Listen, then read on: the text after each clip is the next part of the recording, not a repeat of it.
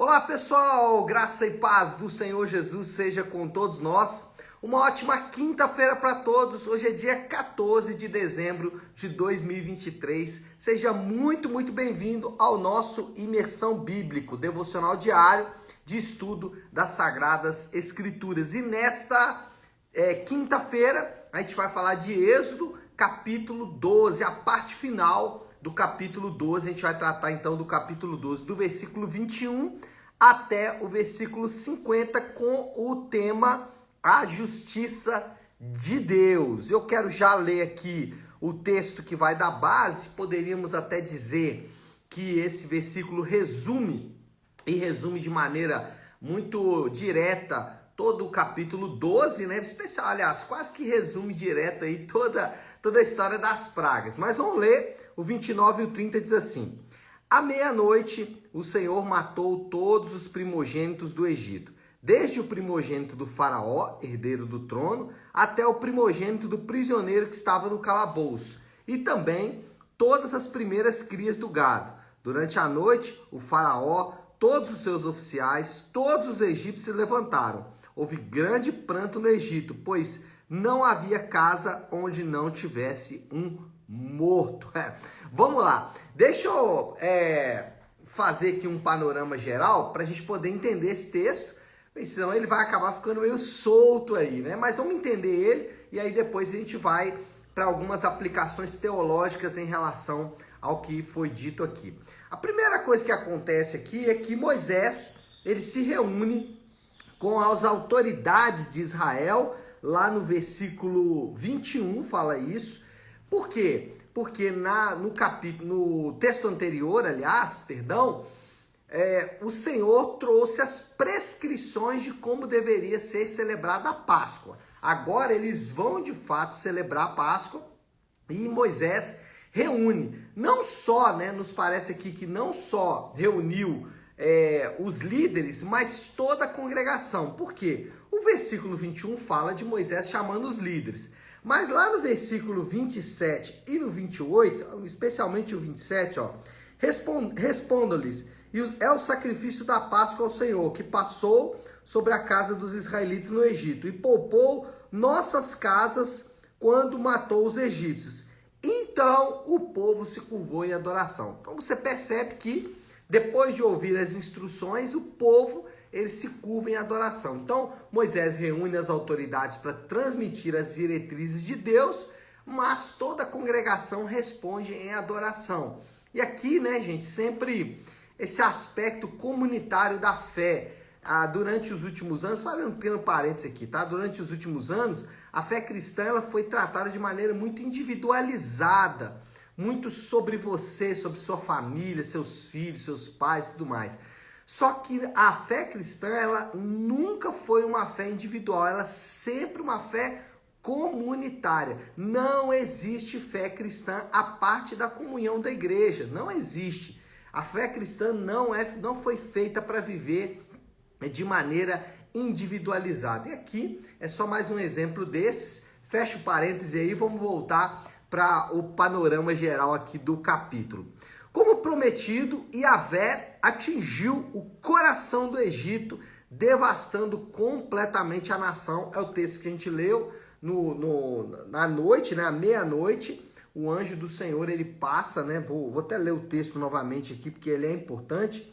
Então, à meia-noite, o Senhor matou todos os primogênitos do Egito, desde o filho mais velho do faraó, herdeiro do trono, até o filho mais velho do prisioneiro que estava no calabouço, e também todas as primeiras crias do gado. No meio da noite, o faraó, todos os seus conselheiros, todos os egípcios se levantaram e houve grande pranto no Egito, pois não havia casa que não tivesse um morto. Então, esse texto é muito triste.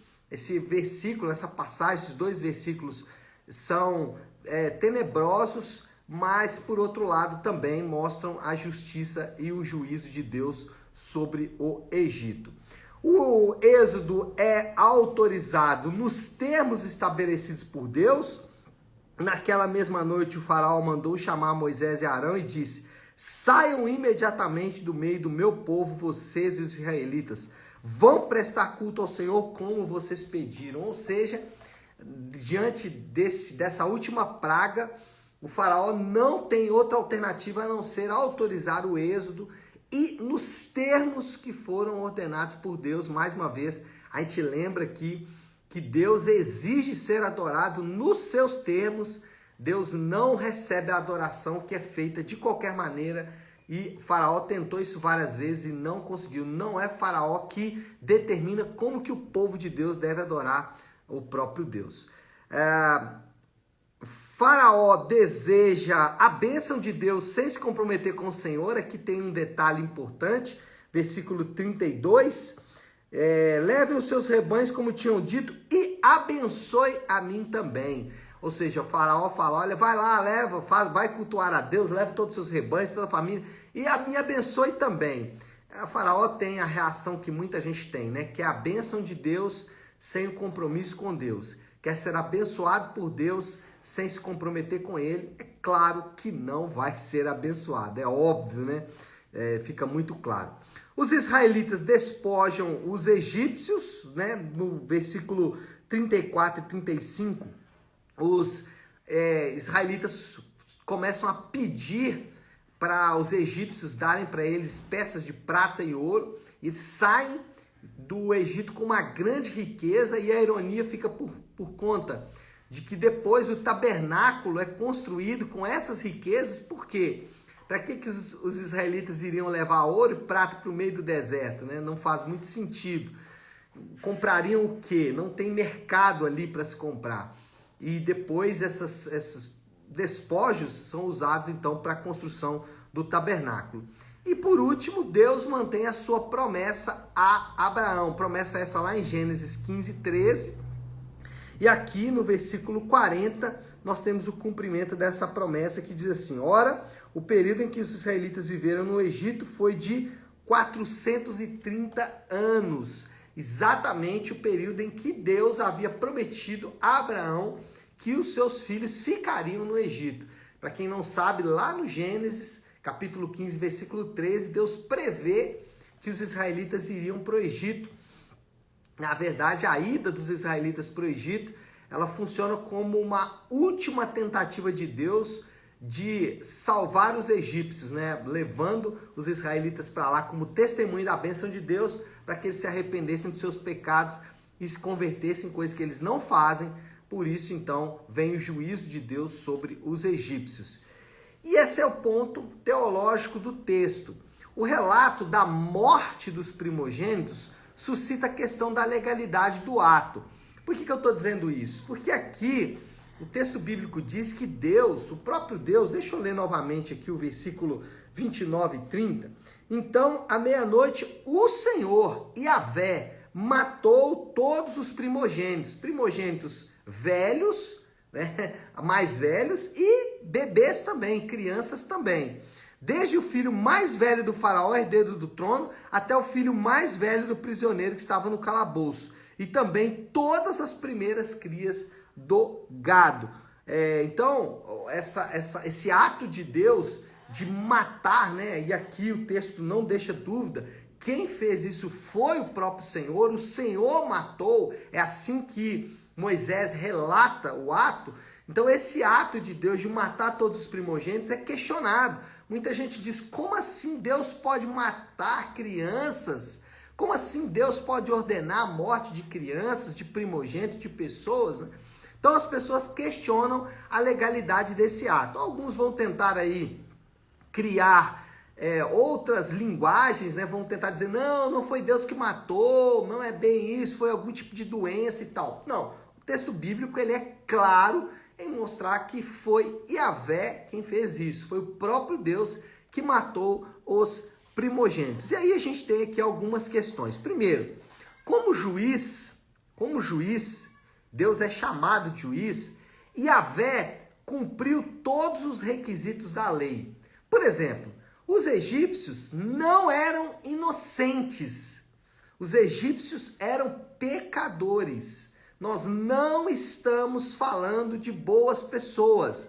Nós estamos falando de pecadores. E aí você diz assim, pastor, mas e as crianças? Pois é, esse é o ponto talvez mais polêmico, só que a gente precisa se lembrar que lá em Romanos, Paulo fala que não há nenhum justo, nenhum sequer. Além disso, no mesmo livro de Romanos, Paulo diz que o pecado passou a todos os homens por causa da semente adâmica.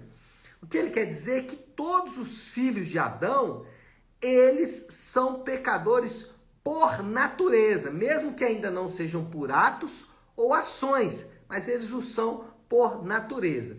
E há um terceiro ponto aqui importante, é que o ato de matar esses primogênitos, mesmo crianças, não significa que Deus não os tenha salvado. Talvez os primogênitos maiores, que tiveram a oportunidade do arrependimento, talvez esses não, mas as crianças, com certeza, o Senhor usou de misericórdia com elas, é o que nós podemos inferir desse texto. Outro ponto importante aqui, além dos egípcios serem todos pecadores, a gente não pode se esquecer que a doutrina da criação, a teologia da criação, ela diz que Deus, ele é dono de todas as coisas. Ele é o criador de todas as coisas, inclusive de crianças, inclusive de bebês, inclusive de adultos, inclusive de animais. Deus é o dono de toda a criação.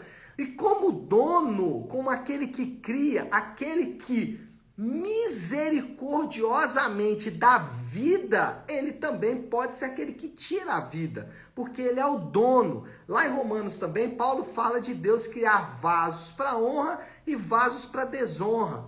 A Bíblia relata Deus como dono de toda a criação. Então nós não podemos nos esquecer disso.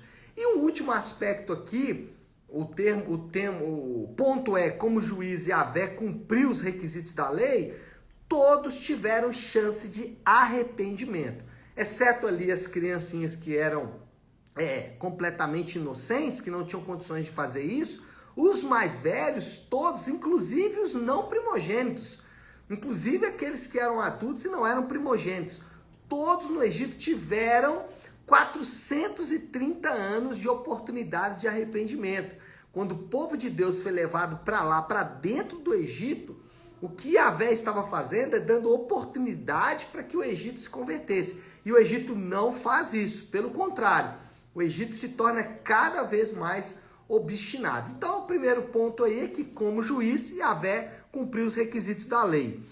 Outra coisa, né, gente? Todos nós desejamos juízes e autoridades honestas, né? Nós desejamos isso. Estamos aí diante de uma situação no nosso país que é vergonhosa.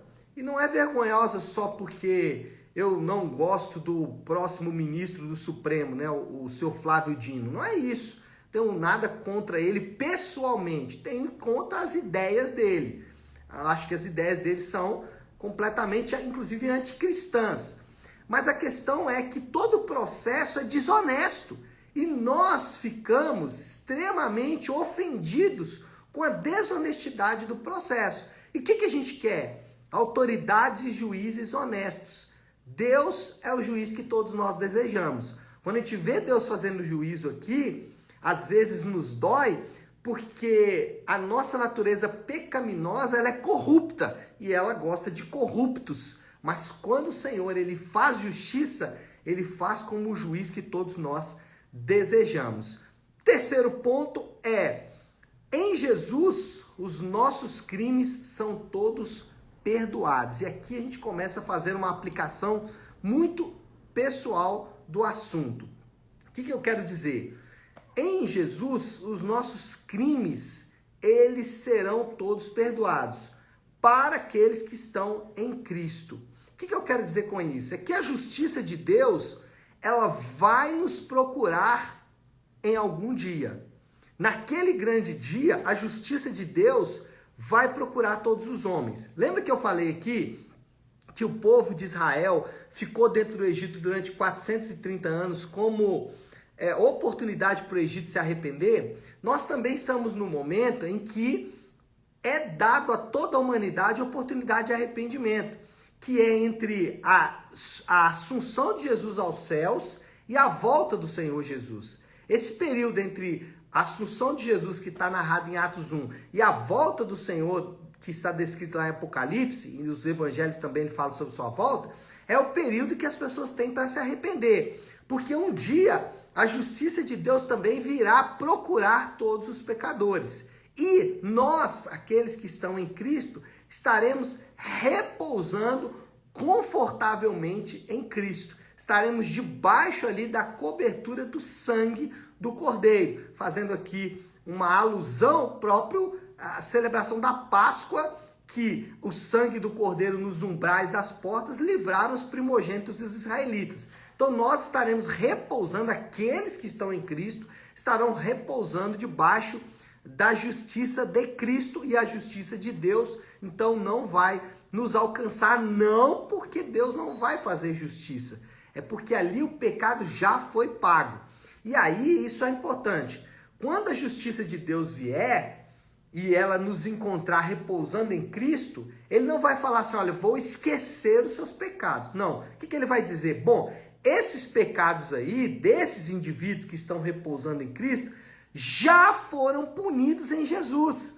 Por isso que Jesus precisou passar por todo o processo da crucificação. Por isso que na cruz a ira de Deus foi derramada sobre Jesus. Jesus estava absorvendo a punição dos nossos pecados.